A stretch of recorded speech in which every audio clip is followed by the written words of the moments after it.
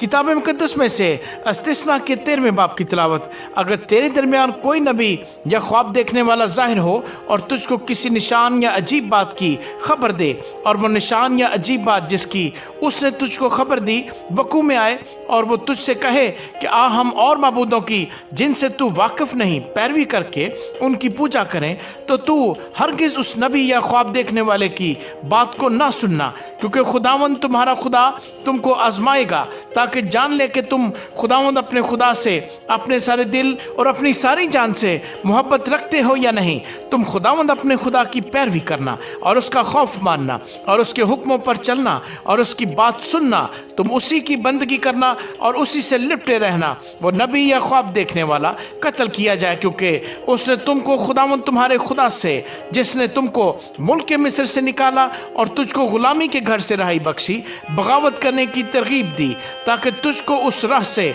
जिस पर खुदावंद तेरे खुदा ने तुझको चलने का हुक्म दिया है बहकाए। यूं तू अपने बीच में से ऐसी बदी को दूर कर देना। अगर तेरा भाई या तेरी माँ का बेटा या तेरा बेटा या बेटी या तेरी हम आगोश बीवी या तेरा दोस्त जिसको तू अपनी जान के बराबर अजीज रखता है तुझको चुपके फुसला कर कहे कि चलो हम और देवताओं की पूजा करें जिनसे तू और तेरे बाप दादा वाकिफ भी नहीं, यानी उन लोगों के देवता जो तुम्हारे गिरदा गिर्द तेरे नज़दीक रहते हैं या तुझसे दूर ज़मीन के इस सिरे से उस सिरे तक बसे हुए हैं, तो तू इस पर उसके साथ रजामंद न होना और ना उसकी बात सुनना। तू उस पर तरस भी न खाना और ना उसकी रियायत करना और ना उससे छुपाना, बल्कि तू उसको ज़रूर कत्ल करना और उसको कत्ल करते वक्त पहले तेरा हाथ उस पर पड़े, उसके बाद सब कौम का हाथ, और तू उसे संसार करना ताकि वो मर जाए, क्योंकि उसने तुझको खुदावंद तेरे खुदा से जो तुझको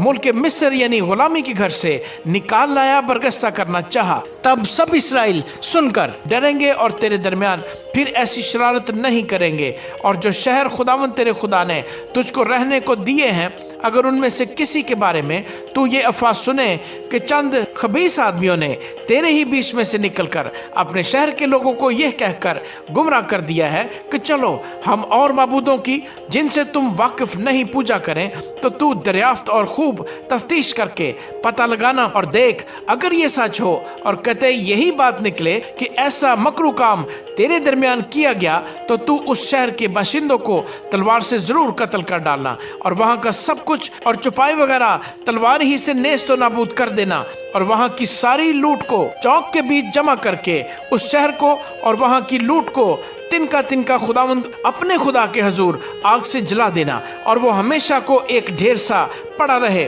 और फिर कभी बनाया न जाए, और उन मखसूस की हुई चीज़ों में से कुछ भी तेरे हाथ में न रहे, ताकि खुदावंद अपने कहरे शदीद से बाज आए और जैसा उसने तेरे बाप दादा से कसम खाई है उसके मुताबिक तुझ पर रहम करे और तरस खाए और तुझको बढ़ाए। ये तब ही होगा जब तू खुदावंद अपने खुदा की बात मानकर उसके हुक्मों पर जो आज मैं तुझको देता हूँ चले, और जो कुछ खुदावंद तेरे खुदा की नज़र में ठीक है उसी को करे।